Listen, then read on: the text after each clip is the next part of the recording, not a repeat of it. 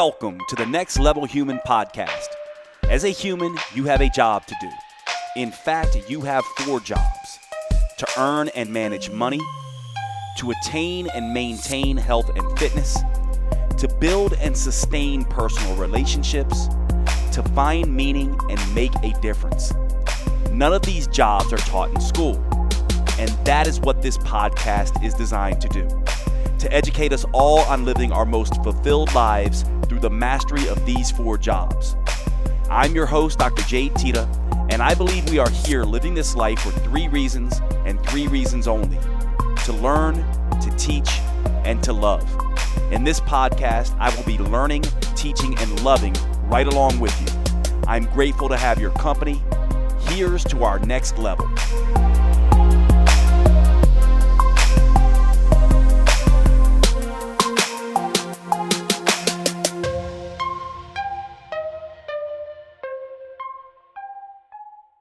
Okay, what's up, everybody? So welcome to the show today. I got one of my dearest friends who's just visiting me in LA and just beat my ass in a workout today, as she always does. Nat Newhart, what's going on, Nat?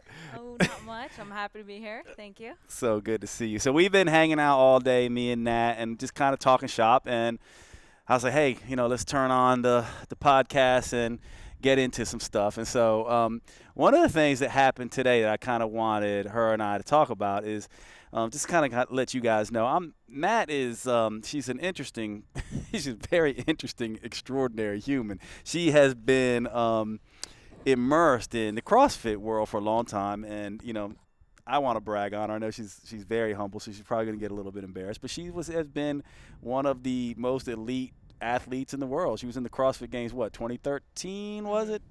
And has been immersed in this world. And if you train with her and see the kind of stuff she will do, sometimes I just like to go and search her out on YouTube and watch all her old clips from the CrossFit Games, because she's such a badass in this. And we won't necessarily get into a whole lot of your story in that, because people can find that. We can if you want to, but one of the things that I have found is being a bodybuilding guy, a guy that came from sort of bodybuilding and really just trained for football and then just kept doing it. Today we were in the gym, and today we were doing a workout called the Cali Bear, which is typically supposed to be 225 for men and 155 for women, and it's basically a clean and a press every 30 seconds for 20 minutes. So it's essentially a total of 40 sort of reps. And I kind of said to Nat, I said, so walk me through sort of how you do this, because I know she has a very sort of particular and very cool way of approaching workouts. And before the workout, she kind of walked me through my non-existent front rack position. And so I should put this video so you can see how perfectly her form is and how ridiculous I look.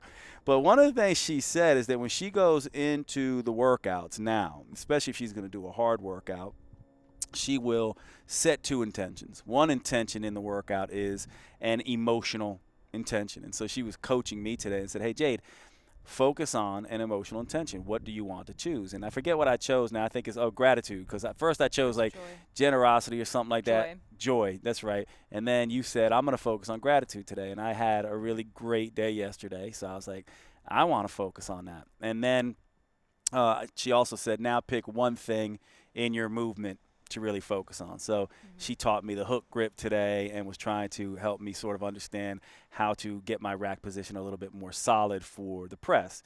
And so I focused on that. I'll say one more thing about this, and then I want you to walk us through why and how this is done. And one of the things I found is very interesting. It's very much like the first time you practice meditation. I was telling her afterwards, I was like, that was so interesting, because I'd go into the lift.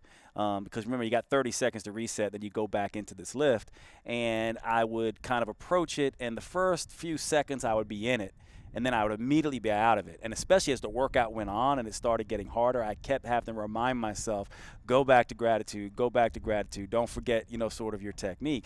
And I can see how very much like the meditative process, as I practice that, how that will sort of roll over. So I want to know from you, tell us, sort of how you see this. Why is it beneficial to us? And walk us through sort of your process and how I can get better and people like me can get better. Why would they even want to do this? Yeah, so like basically, I've pretty much spent like a good 10 years just grinding through workouts. Like, I just thought it had to be this process of suffering, Mm. and that the more you suffered, that the better.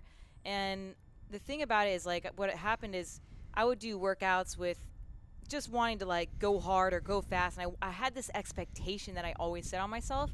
And so often did I leave the gym with my head down or beating myself up, and it was just like, you know, I was just always so hard on myself, and it wasn't an enjoyable process. I mean, only unless I won. If I won or if I did well and if I PR'd, then I was happy, right? And but the thing is, from the transition that I've been through, like I love the gym. Like I'm an addict, and I love it. I love what it does to my state of being, and I want to be able to go in the gym and have a good time no matter what, or like have it emphasize my happiness every single time. So and I've been doing a lot of like mental work over the past year, and what I notice is that when you focus on your emotions rather than the result, the weight, the time, the score, then I can really choose how I want my workout to go. And what I've realized is when I align with a sort of, so they call it a love-based state, where it's like peace, love, joy, those things that like we all really want to feel. When you just commit to doing that, like not only like you will perform in that way as well. Like your body, your mind, your spirit will all perform very well, and it's surprising. Like you're just going to it's when you perform your best. Like that's when elite athletes perform their best, when they're in that flow state. But any person can get there by just shifting the energy within you, the vibration. Yeah. And the point of this is that I never have a bad day at the gym. When I figured this out, um, I don't have to get scared. I don't panic. I'm cool.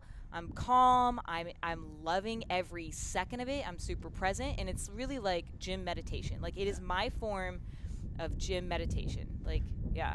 It's really interesting you talk about the flow state, right? Because I have never heard anyone really describe how to get in it in that way. I remember playing football in high school, and I had this couple games where I knew I was in it. I know what that feels like. Like I was a fullback, and they just kept giving me the ball. I rushed for something like close to 300 yards as a fullback. Anyone that knows football, that's almost impossible to do. And I look back now, and I'm like, that was flow. It was literally a state of sort of aware bliss is the only Mm-hmm. way I can think of it. I was so aware and so in tune and so just in the moment that I would just find the holes immediately. I would break tackles. Mm-hmm.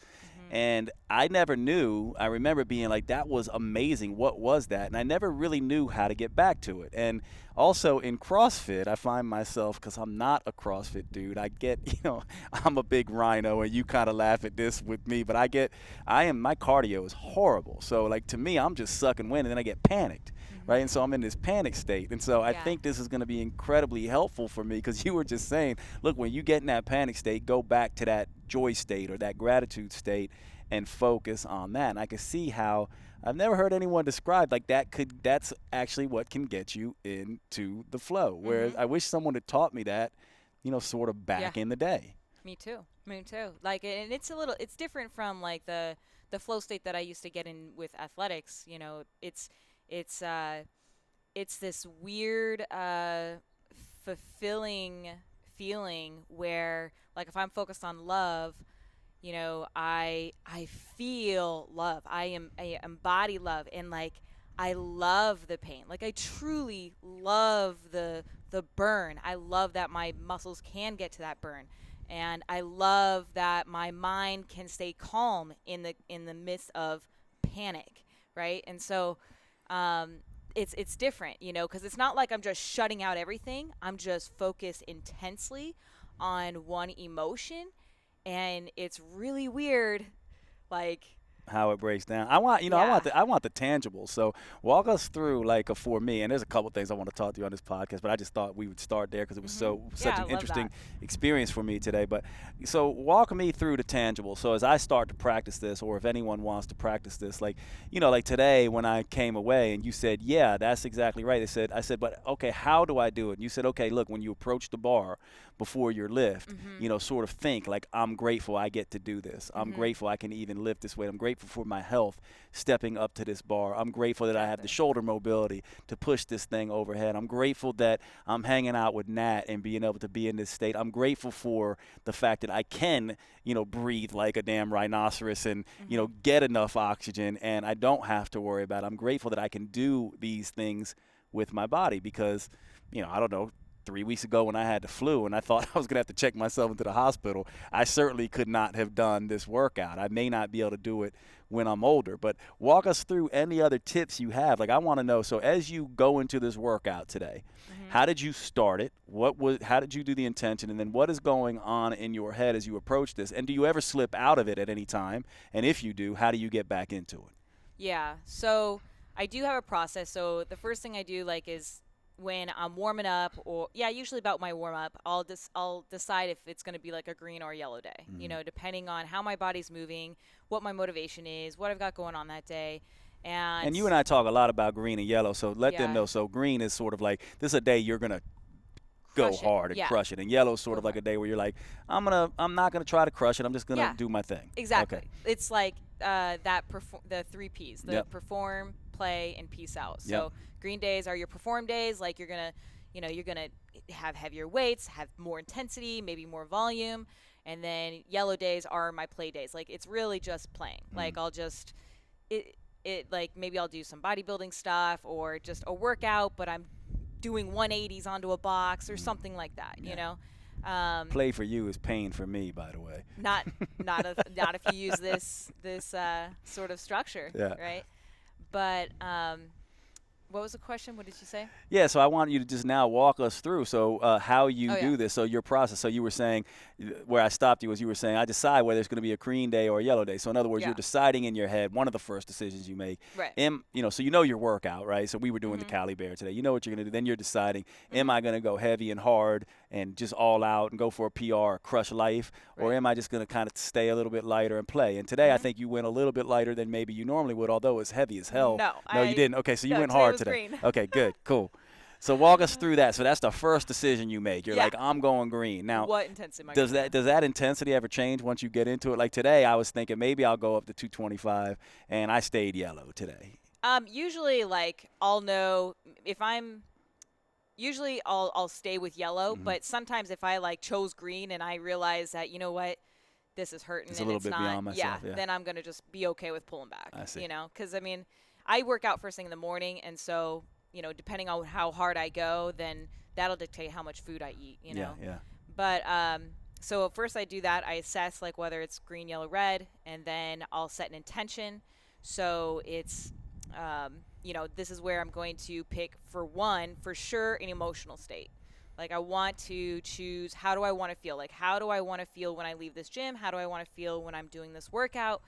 And that it usually it tends to be like the same things that kind of pop up, right?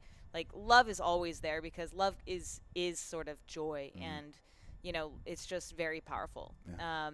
But sometimes I'll pick peace or um, gratitude or joy or power or strength You or also said calm at confidence. one time too. I like Calm, that. You were like, yeah, calm. peace, Yeah, same peace, thing. calm.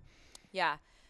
So like I'll pick like peace like when obviously like a yellow day, Yeah. or I mean when I just want to stay calm and cool, and I just focus on that. Um, so I set the intention for the emotional part, and then sometimes I'll pick like a cue for the technical part, Mm. right? So maybe okay, I'm going to really make sure I focus on my depth on my squats because I like to cut those short. Mm. Or today, like for the power cleans, I made an intention. Okay, I'm going to receive the bar as high as I can because I tend to get kind of lazy and like, Mm. receive the bar on my chest. Yeah.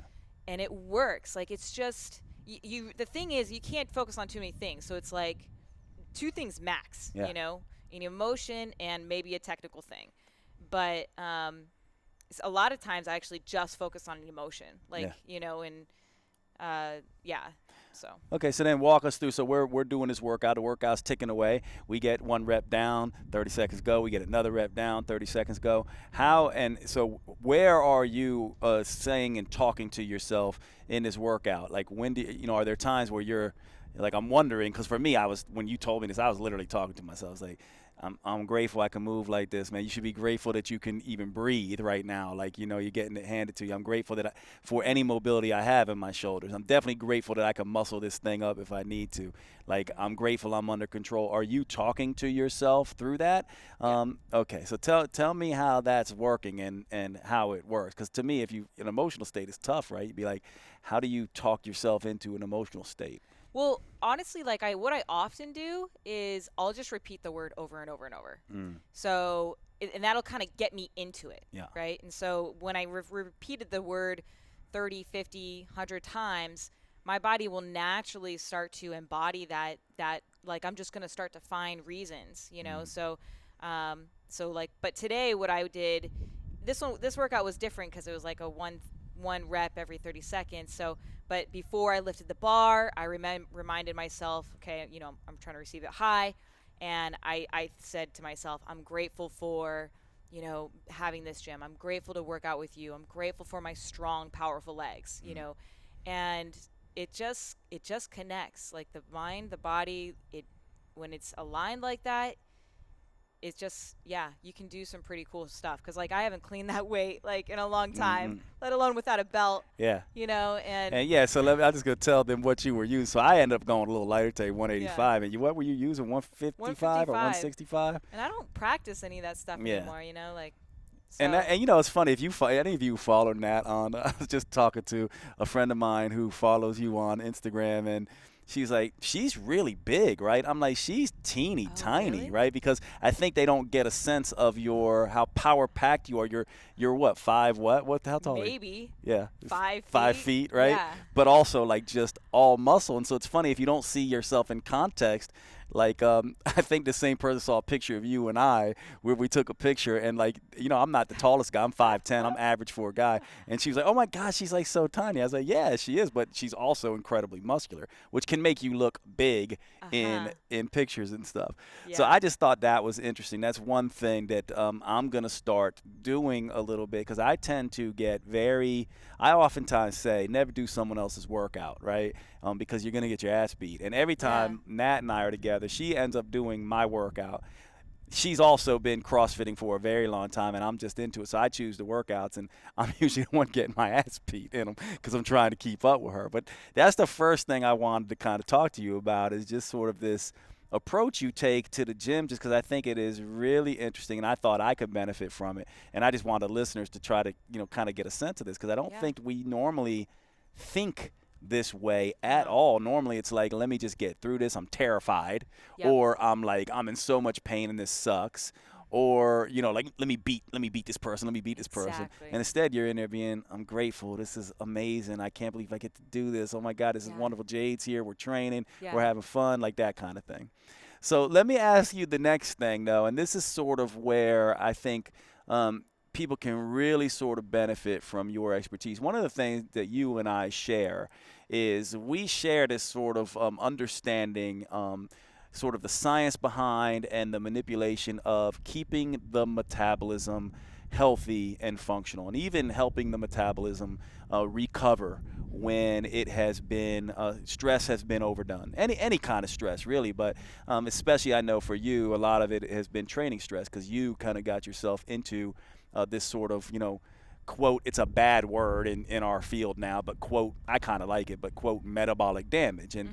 obviously your metabolism doesn't break. It's just doing what it does. It essentially adapts, but it can adapt to the point where it is really struggling and you can have symptoms of illness. And so what I want you to do is walk us through a little bit of that story, because I think when people see the elite nature of you and then they can understand, oh my God, like look what happened to her. This can really happen to individuals. And Mhm. then let's you and I get into helping them understand nutritional training and sort of lifestyle strategies and even supplements maybe if you want to go there to deal with this. But I really like for people to kind of hear what happened to you, because I would think that most people think that doesn't happen, and it absolutely happened to you. So walk us through what was going on, your training style and everything you were doing, and how you essentially woke up one day with the inability to lose weight, puffy, feeling, awful, not being able to function anymore, and going from this sort of elite athlete state to this kind of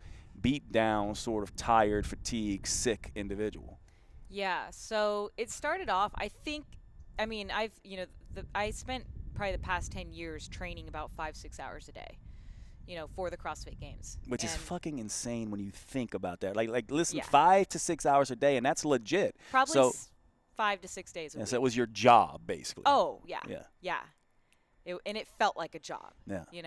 And so I did that for, probably, 8-9 years. And then I did a bodybuilding competition, and I used the same approach that I was doing with CrossFit, and I brought it to bodybuilding. I was like, I'm just going to, I'm going to win. I'm the hardest worker in the room. And so I trained 5-6 hours a day on eating very low calories. And the first time it worked like really well. I got super shredded.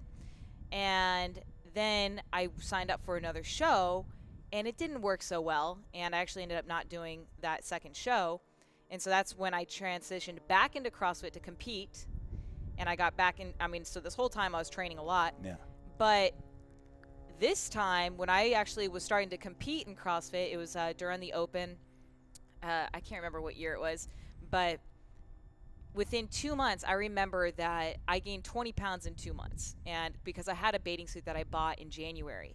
And in March, I went to put it on. It was in the middle of the season, and I couldn't fit a single leg in this brand new bathing suit that I had. I remember you told me this story. I'm like, a leg, and you were like, no, Jade, Yeah. seriously, I bought this bathing suit, and I couldn't fit my one leg in it, and it fit me. And Yeah. I don't know why it makes me laugh so much, because I'm like, you sure it didn't shrink or something No, in the dryer? I hadn't worn it. And that's what I said. I was like, Yeah. this looks like a kid's bathing suit. Yeah. Because I wasn't weighing myself. Like, when you're an athlete, you perform, Yeah. right? And I thought, like, I was actually I thought something was up because my gymnastics were getting so much harder, my muscle ups, all that stuff. And I asked my coach, I'm like, Coach, I think I'm gaining weight. Like, I feel fat. And he's like, oh, you're just a girl. Like, it's, you're fine. Get over it. Exactly. You're absolutely fine. I'm like, okay. Train harder. Yeah. You listen to him, Yeah. And, but this was like a very real, this was when I realized, holy crap, like, something's going on here, because I actually thought it was my girlfriend's bathing suit. Turned out it was mine. And that's when I realized that, when I weighed myself and I gained 20 pounds, and I immediately went to the like CVS or something and bought a glucose glucometer. Yeah. And it was reading high. It was in like the 1 teens. Yeah. Yeah. And so that's when I realized I didn't know actually what had happened, because I wasn't really, educated in that right then. Yeah. I was just educated on your typical calories in, calories out kind of thing, Yeah. right? I didn't understand that stress could make you fat. Had Yeah. no idea. Yeah. And even my coach, my nutrition coach I was working with, he didn't even think that. He couldn't tell me. Well, even today, I would say, Yeah. even today, there are people listening to this, popular people in our field, actually, and doctors and physicians who would say that can't happen, yet clinically we see it. And so let's stop. Let me just go back and just reframe for everybody what's happening. So here she is going through CrossFit, training for CrossFit, eating and training. She decides she's going to do a bodybuilding contest. Those of you who don't know, this is essentially, for the bodybuilding in general, is pretty, if you're just doing it recreationally, you're eating enough and training enough. You just kind of eat more, exercise more. But when you get on stage, you're doing an extreme version of eat less, exercise more. Yeah. And what's interesting about your story, having done bodybuilding before, the average bodybuilder getting ready for a show trains maybe 2 hours, maybe 3 hours, maybe if they're crazy. But 2 hours is a long time to stay in the gym. So you're still doing 5-6 hours in the gym, eating like a bodybuilder, which these very low carbohydrate diets, calories falling, carbs falling up till, and you get through the first one and look freaking amazing. Of course, this makes your mind go, "Oh wow, that's great." The second one, this is when your metabolism starts, and those of you who listen to my podcast know this is where the metabolic compensation starts kicking in, the metabolic resistance starts kicking in. She starts not feeling well, and then she goes back into CrossFit after this very depleted bodybuilding, sort of foray. Starts doing all the CrossFit training and still all this training, and all of a sudden the metabolism goes, I'm not having it. And you end up putting on an excessive amount of weight in a short period of time. I won't go too far into this, but I had a similar experience in my life where I was bartending, personal training, and going to medical school for about a 6 to 9 month period. And that's where my thyroid essentially blew up, and I gained 30 pounds over that time. My metabolism hasn't really been the same since, but you and I share that experience, and it was a highly stressful state for both of us. So where did you go from there then? So now here you are, 20 pounds heavier, and you have this funny picture that you show that you see sometimes where it's like you woke up in the morning and your face just looks like, Elephant Man, and it's like, you're like, what the hell has happened to Nat, right? So then what? Like, how did you deal with this? Because obviously that's not a fun physical state to be in. You're actually pre-diabetic, even though you're training like crazy and eating good. And psychologically, you're probably looking at yourself being like, what the hell happened to my physique? Yeah. Well, I realized very quickly that I couldn't keep doing what I was doing because I didn't want to, I want to compete and all, but the last thing I want to do is get, fat from exercising, like. Which, say that again, right? That's what's so funny. In a sense, that's exactly what happened. Yeah, it's crazy. It's funny because it's like I was using exercise as a means to, as a health, something healthy, and that very thing, when done to the extreme, made me fat. And sorry to interrupt you, I'm talking a lot, but I do want to just say this for the listeners. Here's the one thing that I think Nat would agree with, and I just want to caution everyone. This does not happen to the vast majority of people. It does not happen to most people.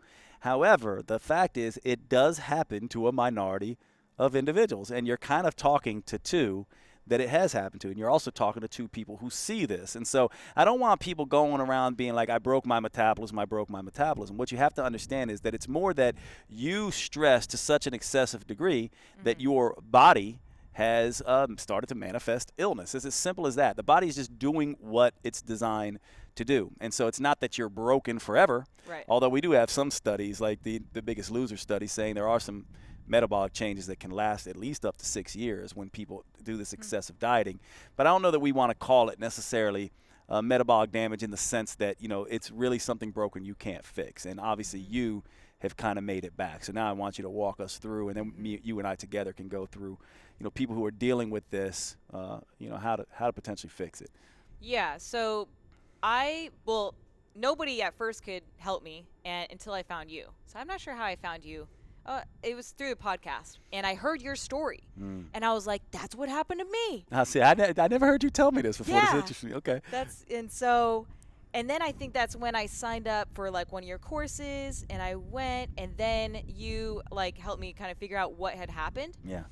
And but before that, I realized that I had to lay off the training, and what I was doing was not working, and so I had to pull out of the competition. That was extremely hard. And just pulling out of the gym was hard. I actually ended up, my boyfriend and I, we went camping for 2 weeks. We took the dirt bikes out because I couldn't not go to the gym.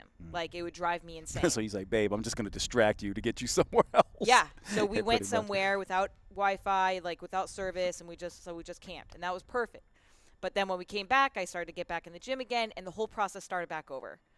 Until I met you, and you helped me figure out how to like manage my intensity, and do it in a way that was going to satisfy my hunger for the gym, but not beat myself up and lead me to the same thing. Yeah. So that's basically, and then what happened is, when I was all that free time that I wasn't spending in the gym, I started to take it really seriously to recover more and, like walk. And I naturally just started to do things like out in nature again, kind of things that I've actually, really enjoyed, but the gym was my life, that I never had time to do that. and things just started to, my body started to fall back in place. Everything like just started to shift right back.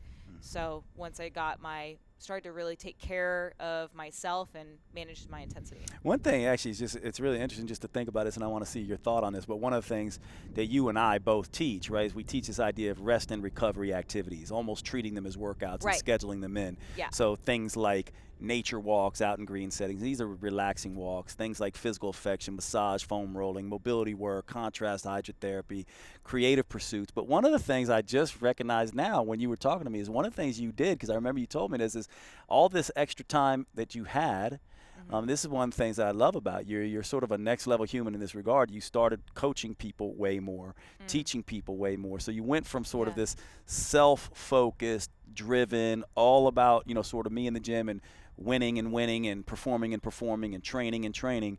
And one of the things that you did was begin to help others. And it just dawned on me that, think about that, right? You and I need to start including that in the list of rest and recovery activities, because there's nothing more stress reducing, I think, than helping another human and giving of ourselves and our purpose. So I'm going to start remembering to include that. Helping others is another thing that we as humans will reduce our stress. There's no doubt about that. Yeah, I love that. That's really cool. I'm going to use that too. But, so here's the interesting thing. That then you started sort of being that, okay, if I'm going to put out this amount of activity, I need to start equally, looking at rest and recovery and repair and regeneration. And so you started to, really put together a, lifestyle that was still gym based, but also rest and recovery based. Walk us through so people can kind of understand. I know it's different for everybody, but what were some of those activities and how did they start to manifest? Like, did you go from, 5-6 hours in the gym and then you were out walking 5 to 6 hours, or like what actually was your time like now all of a sudden as you started to pull back? I mean, you still were training every day, right? So did you go, like, I want to just know what the numbers were. Were you still daily in the gym and that was 1 hour now instead of 6? And what else were you doing? So it was slow. Yeah. It was it was like a clenched fist and you were just like, just barely letting go. Yeah. And then you realize that, I'm not fat, like by not working out so much. And I feel good. And then so it's just loosen up the grip a little bit more. And then I have a normal life now, Tell me, okay, that's interesting. So tell me about that, because I get that all the time from clients, and I know you do too, when we tell them stop exercising so much, and it's a control point for them, and they think they're going to get fat. And some people do bump up just slightly for a second, and then all of a sudden they find, oh my gosh, I'm doing way less. I mean, how many emails and texts have you gotten like that from clients where they're like, you won't believe it? And you're like, yeah, I do believe it. So tell us about that sort of part, that struggle where you were like, oh my God, I'm going to get fatter now. Yeah, I was scared, but I didn't have a choice, and so it's actually really great that I was stuck in where I was. I didn't have another direction to go. And that's when I really started to see that, rest days were an opportunity to burn fat. As long as I was able to do my rest and recovery activities and keep my calories low, I woke up leaner, the next day. And when that's cool because, we all want to look good, feel good. Yep. And not be obsessive with food. So it sort of just like reset everything, and it gave you a reason to go out in nature and just like, I don't know, just it was just a really cool outlet. But yeah, you were saying like, so how did I get there? Like we started off, I was training 7 days a week. I would just start with, had one rest day. And then it was like, okay, well, instead of all of those, the days that I was training, instead of them all being green, I made 3 of them yellow and 2 of them green, or maybe it was actually 3 green or 4 green. It was, so I just cut it down, like the intensity, which was a relief because I was exhausting myself in the gym. So knowing that I gave myself permission to not kill myself in the gym, it was nice. Yeah. And my body started to like that too. And so that's just kind of what happened is I just started to back off the intensity. And then, my, 5 hours a day became 4 hours, became 3 hours. And so now I'm down to an hour, and it's really and cool. that's insane for you, right? Yeah. Okay, so let's go backwards for everyone, and I apologize because I like to kind of just do this. So it sounds like stage 1 for you was just awareness. It's like I I'm stuck. I'm going to have to do something, and it's uncomfortable. Mm-hmm. Stage 2 for you was this idea of being introduced to the concept of, okay, I am going to start chunking my days into intense days, green days, Mm-hmm. days where I'm just sort of like in that middle zone. I'm in the gym, but I'm not trying to kill myself, yellow days. Mm-hmm. And then I'm going to look at red days. And red days, for me, and I'd be interested in your red days, but for me, red days are where I do nothing but rest and recovery activities. Mm-hmm. And they also include very low calories. Maybe I'm fasting that day or something like that. Mm-hmm. But that seems like that was stage 1 and 2. Stage 1, awareness. Stage 2, managing the intensity in your workouts by sort of understanding this green and yellow and red thing. And you've actually expanded and perfected this to a degree that I haven't even. It's like you've kind of taken it to the next level, and I'd love to hear you talk about that. But then it sounds like there is a stage 3 here, and the stage 3 I want you to talk about, which is this terminology and vocabulary that you and I often use, and you refer to it differently than I do sometimes. But we talk about this idea of cycling EL, and EM inside of these training days. So there's certain Mm-hmm. days you're eating, like, a damn horse, and other days you're not eating like that. And Mm-hmm. this was also, I think, an awareness thing that you started to do. So walk us through, like, if someone's understanding this, first you have to take that leap, which you did. Mm-hmm. Second, you really have to start understanding managing training stress with rest and recovery activities, and these these three sort of degrees of intensity. Mm-hmm. And then you have to start, sort of understanding how to now partition nutrition inside of this. And how did you manage that? So what did you start doing differently, if anything, with nutrition? So back then I was macro, like I was all about the macros. I tracked everything. And so I held on to that, and I had very specific, like I just had high carb days on my green days, moderately carb on my yellow, and very low, as low as I can on my red days, Yeah. while staying full and balanced and everything. Yeah. But then I took it the next step further, which was, then I started to like maybe not track one meal or not track one day. And that was really easy to do on red days, and that was like me dipping my toe in the water a little bit, like releasing my grip off of the obsession of tracking food. So maybe a little more intuitive now Exactly, on red days. which is perfect on a red day. Yeah. And then I started to do the same thing with the yellow. I was like, okay, well, let's try just not tracking one meal on yellow days or not a full yellow. And so now I just I don't track at all, but I have a really good awareness, and so I know, like on my green days, that's the days where I'm gonna have more rice, maybe more pasta, maybe more fruit, stuff like that. And I don't even track like how many meals anymore, but I will give my clients a structure because they do need structure, Yeah, I oftentimes say this, and maybe you want to say something about this, but I oftentimes say it's very easy for someone like you to become an intuitive eater.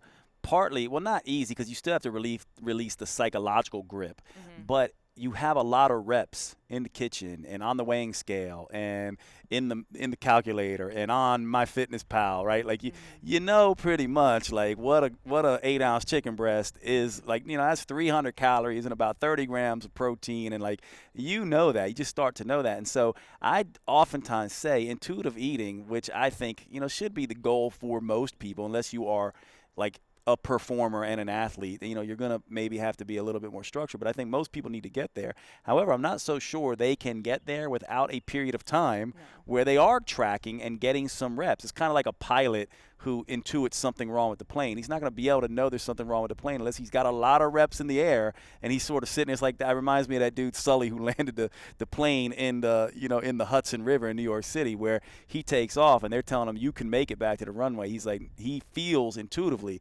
something's wrong with that plane. But the reason that he can do that is because as a pilot, he's taken off thousands of times. He knows what that plane can do. And I think same with us. So we can be a little more intuitive because we've actually had a lot of the reps. And so I just want to see if you have any thought on that or tidbits for people who are trying to make that same, because you've moved to a very intuitive state with training, a very intuitive state mentally and emotionally, and now in a very intuitive state nutrition. And you of all people you were a self-admitted fitness addict and obsessive compulsive around nutrition, and now you're the opposite pretty much. Yeah.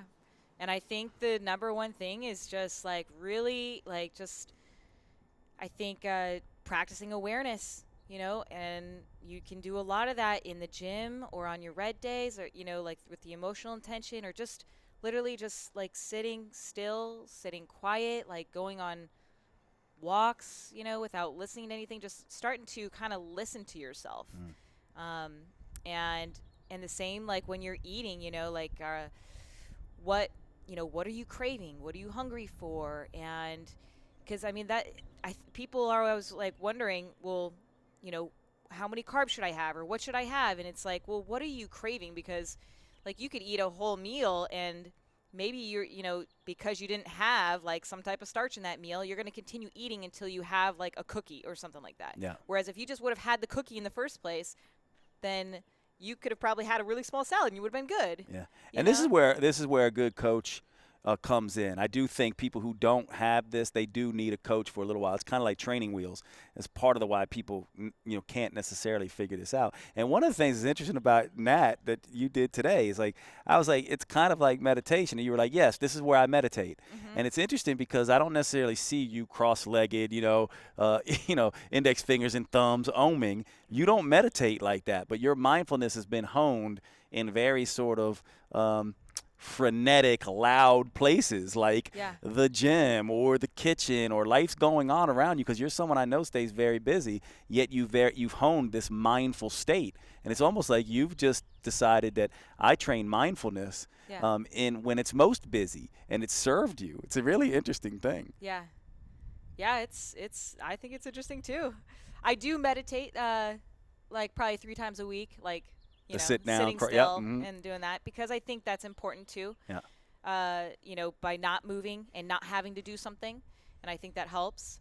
But yeah, the gym is definitely like sometimes I don't listen to anything. Mhm. Sometimes I'll listen to meditation stuff, like meditative That was music hilarious when we were and talking about that chants. today. Yeah. Yeah, and I just zone in. It's like literally a time warp. Yeah, I asked her today, and I said, "Well, so what do you listen to?" She goes, "Well, sometimes I listen to, Guru, somebody. Sadhguru. Sometimes I listen to you on your podcast and Tony Robbins, and other times I listen to like, punk rock." And I was like, "That is hilarious. I've never listened to a podcast in a workout." Very rarely do I listen to music now. Yeah. It's always something to feed my mind. I'm always feeding my mind or building my mindset. Yeah, I'm always listening to angry hip hop or Tool or something like that. Yeah.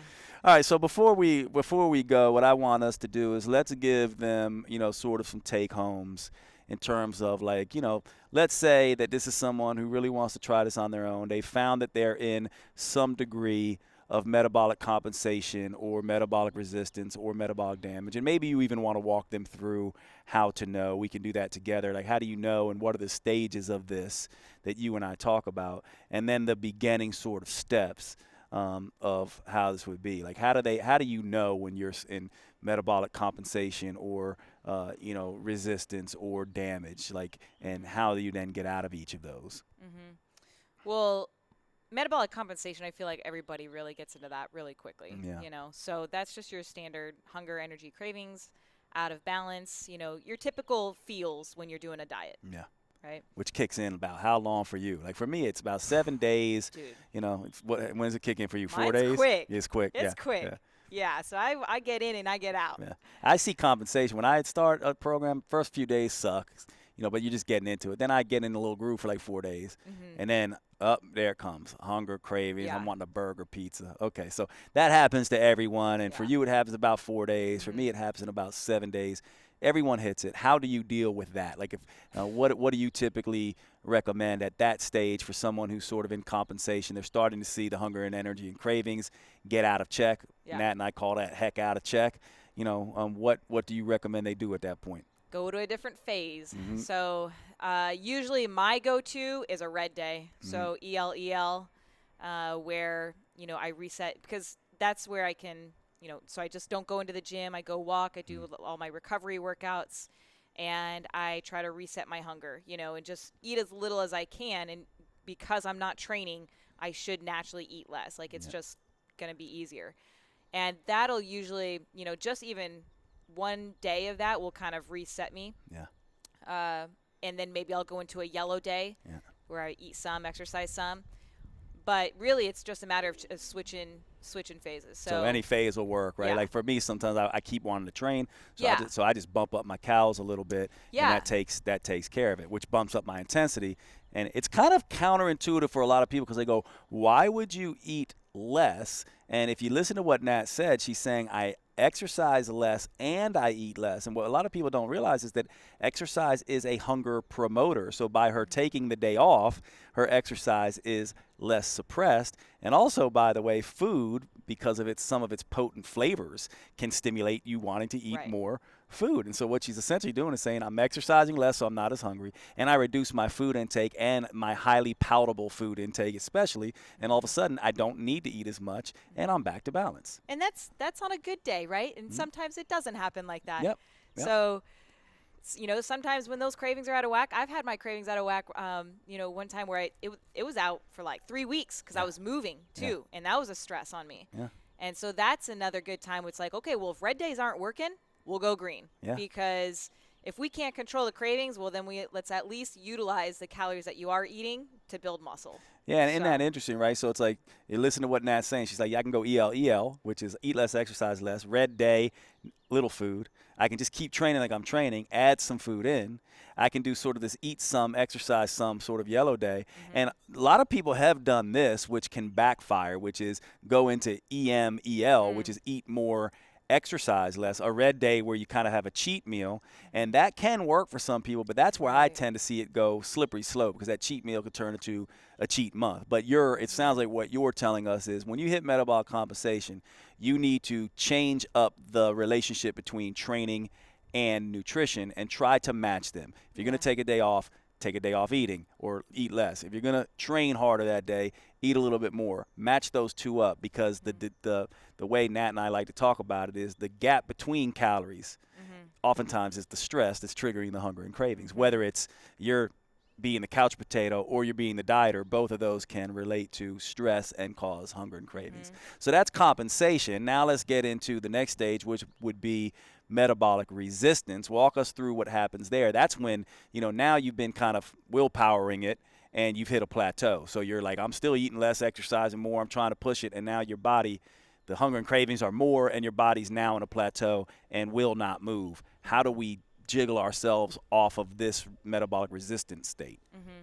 Yeah, so usually some of the symptoms with this, it's just going to be kind of like the next level, where you're going to probably start to see like your energies really up and down, or low motivation. Sleep is starting to going to be disturbed. And for women, the menses cycle is going to start either coming early or irregular, heavy or light or something like that.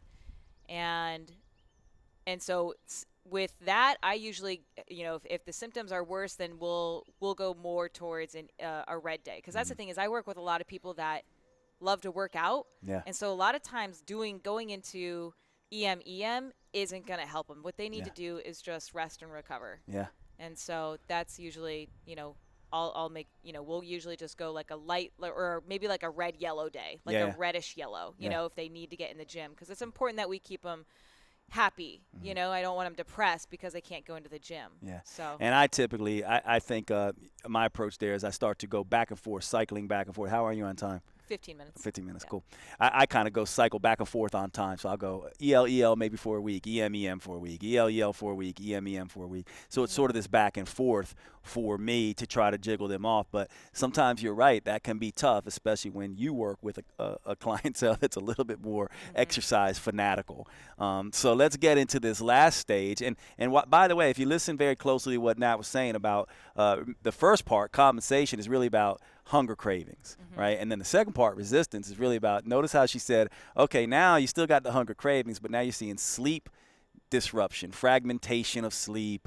You start seeing mood changes. You're not feeling quite as vital, and your energy starts to become a little bit unpredictable and unstable. So you see the difference. So I oftentimes talk about HEC, hunger, energy, and cravings, HEC, and then Metabolic resistance is a little bit more about schmeck, sleep, hunger, mood, energy, cravings start to go out of check.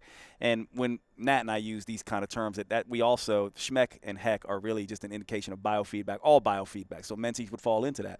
Libido would fall into that. Erections would fall into that. And the reason I bring up libido, menses, and erection is because we humans are built for reproduction. And if we're under too much stress, our body doesn't want to reproduce, which is kind of what begins to happen as we go from resistance into, quote, metabolic damage, or probably a better thing is metabolic damage, metabolic dysfunction, or even metabolic disease. This is where you start getting, now you might have actual hypothyroid. Now you may actually lose your menses. Maybe men are not being able to maintain or sustain or gain or maintain and sustain erections. Maybe women start to lose their libido. You start to see where that whey protein shake that you used to tolerate just fine starts to cause a lot of gas and bloating. So now all of a sudden it's not just sleep, hunger, mood, energy, and cravings. It's libidos, menses, erection, digestion, and even migraines and other things. And this is where people might show up and be like, I need Nat, or I need Jade, or I need my physician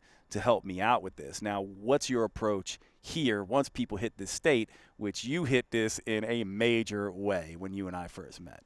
Yeah, so usually when they come to me with that, when they're experiencing all those symptoms, and typically like the digestion is always like that's always a key thing, you know, like they're bloated all the time, they're gassy, and maybe they have like a waterlogged look. And so that's usually like some classic signs. But I'll take them through basically a metabolic kind of rehab. You know, I'll go pretty intense for the first week where we get like maybe 2 days in the gym, maybe 3 days that are really light days. And we focus on just a lot of recovery and low intake of food. So I'll take them, it's basically kind of like a short gut protocol for 5 to 7 days. And we'll see, like, depending on how much change happens within that week, if there's a large drop in weight, then we realize that there was a lot of stress on the system. And so that'll indicate to me, okay, like how extreme is this? Do we need to go into a full gut protocol, or can we start to, or maybe they don't lose that much weight and so they just needed a break for like a week. So, and the tricky thing for me is, since I work with people who love the gym, it's just, okay, we just got to keep them in there enough to keep them happy, but just make sure that they don't go super hard. And note what's really interesting for me, and I know you run into this too, people, the idea that you're cutting down food, and a lot of people go, why would you do that? When they're needing nutrition, they're training too much. And part of the reason that we do that is because their system can't handle it. The gas and bloating and all the digestive stuff that comes up at this point is telling you, you give them more food, they can't do it. Their whole system needs a break. And by the way, this is where I start to, lean very heavily on adaptogens and stuff like that, which I'm going to have my brother, Dr. Keone Tita, who's more of an expert in that area than me, come on and talk to you all about adaptogens. But that's where Nat and I start working with adaptogens. So you can see, as we had this conversation with Nat, there's sort of like this very interesting three-part process to this: managing training stress and understanding how to address that, when to go hard, when not to; managing sort of the lifestyle emotional states and how you manage that kind of stuff in the gym, and mindfulness and the awareness around this; and then this idea of managing macronutrients and sort of balancing that with exercise, where we start to have this conversation of vocabulary around eating less and exercising less, and eating more and exercising more, and eating some and exercising some, and understanding this natural progression that people can go through. And so this is essentially where I don't do a whole lot of this work anymore. So normally I'm sending them to Nat when people are just like, hey, are you still seeing clients? I'm like, you need to see Nat. This is what, she does. So tell people how to get in touch with you, and how they can work with you if this is something that is going on with them. Where can they find you? How do you work your consults and that kind of stuff? Yeah, so the easiest way to find me, I'm most active on Instagram. So my handle is natalie.newhart. And there, if you want a free resource, I actually have a kind of a downloadable guide for women specifically, and it'll tell them how to tailor their diet and exercise with their menstrual cycle to get the most benefits. And not only that, but women who love the gym and don't want to get themselves into this situation where it's constant burnout, it cycles their diet between green, yellow, red, and then I also have a black week. Yeah, so it's interesting. You have a free thing that teaches them this whole thing we just talked about. Yeah. Yeah. You definitely got to go hook up that thing. Yeah, so that's the link in my bio. You can get that for free. And by the way, just to let them know how to spell your last name, like Natalie. How do you spell the Newhart? Newhart is Newhart. Yeah. So, but yeah, I have. I'm on the Instagram daily. You can always reach out to me there. I interact with everybody. And the other thing is, if you wanted to schedule a 30-minute breakthrough call, I'll spend 30 minutes reviewing kind of where you're at, what you're struggling with, what your goals are, and really pinpoint where your weaknesses lie. And I'll run them through a system that I have to really see, what they need to be working on to start seeing results. And that's available to everybody. And you can go to it's talktonat.com, or you can just reach out to me through Instagram and set that up. Cool. I love you, buddy. Thanks for coming Cool. to visit me Thank in you. LA. Yeah. And I'll see you soon. Thanks for being here, everybody, and we'll see you on the next episode.